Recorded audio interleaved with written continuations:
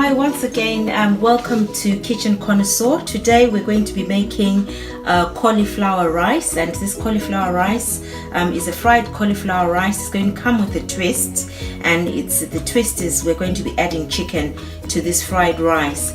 Now I'm doing this because as I said a few weeks ago, I'm on a ketogenic lifestyle, taken on a ketogenic lifestyle, and so all my food really is sort of around adapting to that, and looking at family favorites and things that I've always liked, and I do love rice. So this is closest to what I can have to rice. It's a very tasty dish, and to take us underway, I'll tell you what it is that we'll be doing today.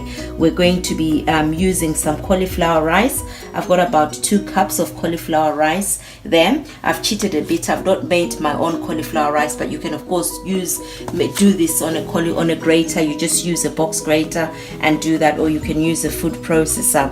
I've got a very small, a quarter of an onion chopped. I've got yellow peppers, red peppers and green peppers. Got a little tomato. You don't really have to have a tomato because you don't want it too moist, but this was left over from some other food I'd been cooking, so I thought instead of wasting it, I would add it here. I've got some spring onions, which we'll add towards the end. This is about a cupful of chicken breast. This is what adds the difference. I've got some dill, about a tablespoon of dill there, all chopped. I've got some bird's eye chili, again chopped, and I've got about 2 cloves of garlic there, and I'm going to crush and mince this with a garlic crusher. And of course we're going to be using a chili infused olive oil to cook, and I've got my seasoning there. So to start us off, I've already got a wok here that's been heating up. So you do want your wok to be really hot, and in making sure that this wok is hot, you want to cook very quickly because you don't want the cauliflower to be soggy. So to start us off, I'm going to be putting about 2 tablespoons. I'm eyeballing this, but this should roughly be about 2 tablespoons, but I'll start off with a tablespoon because we're just going to start and very quickly put in the garlic. I'll put this aside because I think my oil is a bit too hot, and I'll get the garlic ready, because you first of all want to make sure that you are putting in the garlic, and that oil is already infused with chili, but you want to add a bit more of an infusion. So I'm going to be adding my garlic there and making sure that garlic is added on, and then I'm going to again put in the rest of my chili, my garlic. Sorry, I'm getting all my words all mixed up. It's a long day. It's been a very long day. It's very hot today, so we wanted something that was nice and light, not too heavy as well. So this here is our garlic. I'll put this away and then get started with making sure that we're just mixing the garlic. You just want to mix it for a very short while. Make sure that it infuses the oil, and of course the one thing about garlic that you're assured of is a wonderful smell. And then what we're also going to do now is we're going to add the chicken straight away. Add that chicken and let that chicken pick up the flavor of that garlic. So we quickly stir fry this. Note I've used the wok because I want to just make sure that throughout this stir frying it, we're not stopping, we're continually stir frying it all the time. Just continually stir fry. Right?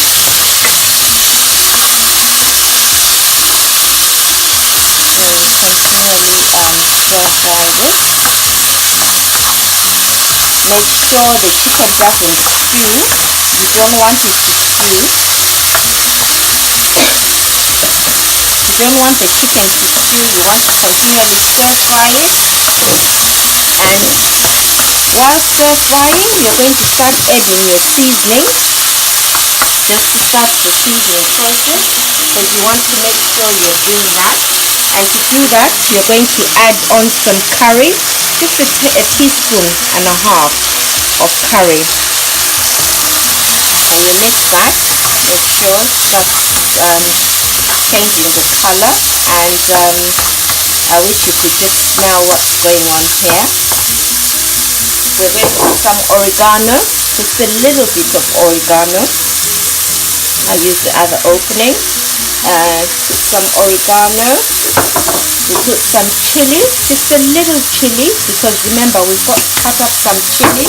We're going to add some dried thyme, just a little bit of dried thyme, and we'll add a bit of ginger.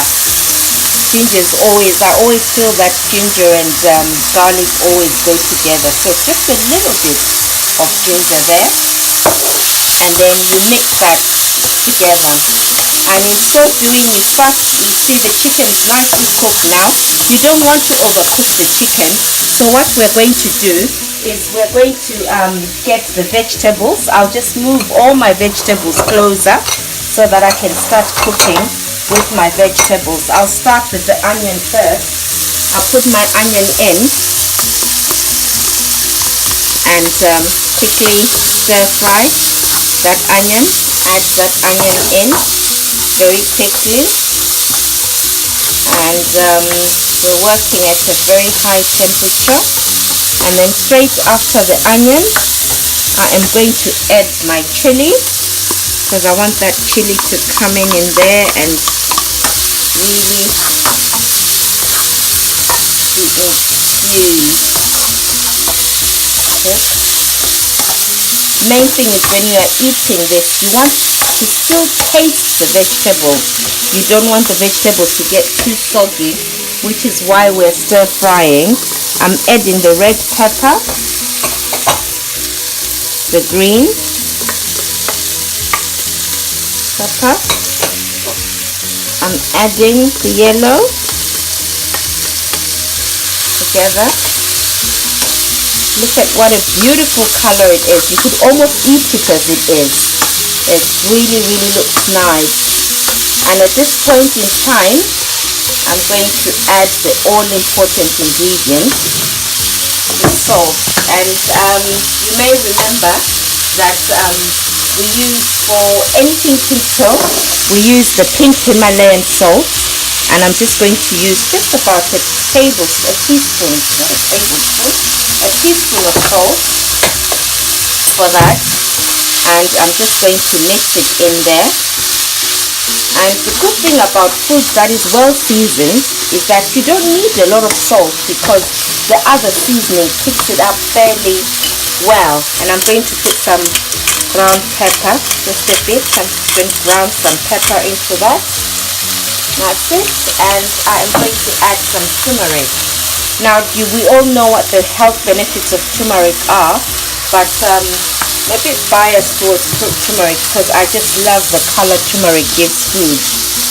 It just colors it so well, particularly this dish that we're doing today. Now what I'm going to be doing is I'm just going to wipe here. We're getting a few splutterings here and there, so we just wipe that and make sure that it's still presentable. And then I'm going to add the tomatoes very quickly. These are normally not part of the recipe, but as I explained, I used them because I had some left over and I didn't have the heart to throw them, and they were just too small a portion to freeze or take time in the fridge, take space in the fridge. So I decided to use them today. And now, having done this, I'm now going to add the star ingredient, which is our cauliflower rice. So that's our cauli rice all done. So we're going to mix it very slowly into, and it picks up on that. And now with this, you know, you don't have to dream of missing rice. It's just heavenly, very nice. And you want to make sure that when you eat it, it still has the crunch. It's not mushy, it's not tasteless. This is a good way of getting kids to eat cauliflower. You know, kids find cauliflower very boring, but when it's done like this, it's tasty, it looks nice, it looks, you know, really, really nicely done. And then finally, I'm just going to add the dill. I've got a bit of that dill. I do love herbs in food. Again, it just flavors food. It's the difference between sort of buying a takeaway, because you can add and things as you like and do it to your own flavor. So this is done here. We're going to leave it for about a minute or so. And I did have here just a little bit of some chicken stock that I made a few days ago.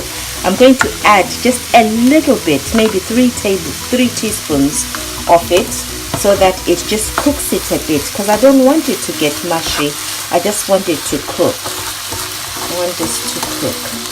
The good thing about this cauliflower rice is that you can eat it on the day, you can have it for lunch. This is a good lunch because you've got all your protein in there, you've got your meat, you've got all your veggies in there. It's a good thing to have. Or you can have it, you know, as a meal straight away. If you do decide to keep it, it does keep very well in the fridge for about 3 to 4 days. Or if you do decide to freeze it, you can freeze it, let it thaw first, and then you just warm it up. But there you go. We'll leave it for a few minutes, and just before we serve, we're going to add our spring onion. So I'm going to leave this for just 2 minutes to just cook for 2 minutes. So our cauliflower rice is ready now, and just last minute you just put your spring onion again for a bit of color, for a bit of that oomph. You add it there. And this is excellent if you're Banting, you're on a keto diet, you're on a low carb diet. It's brilliant and really tasty, really, really tasty. You've got, and if you're one of those who worry about your 5 a day, you've got a good portion of your 5 a day here. Well served. Now, because it's still hot, it will continue to cook, so not to worry about the spring onions. I like my spring onions crunchy, as well as that I don't want it to get too mushy. It's all done. Now what we're going to do is we're going to serve this, and I'll show you how we're serving it. We have some hungry mouths to feed.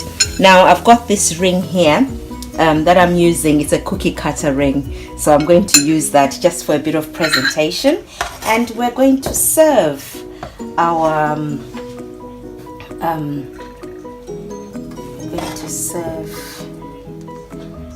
cauli rice. It's coming over to the other side. Serve our cauli rice. Right.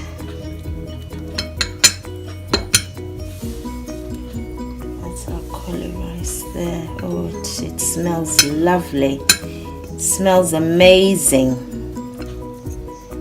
So it's one of those things that you can try on a day that we're in the middle of summer right now, so you're really wanting very light stuff. You don't want any stodgy stuff. You want stuff that is very, very light. That's not so stodgy. And we're going to clean our plate. Make sure that our plate is clean and ready. And I have here some ribs that I prepared before. We'll be shortly showing you a recipe of how to do these ribs. Right, these are just ribs that we prepared a bit earlier, and there we go. There's our lovely cauliflower rice, all ready for serving and ready to tuck in. Bon appetit.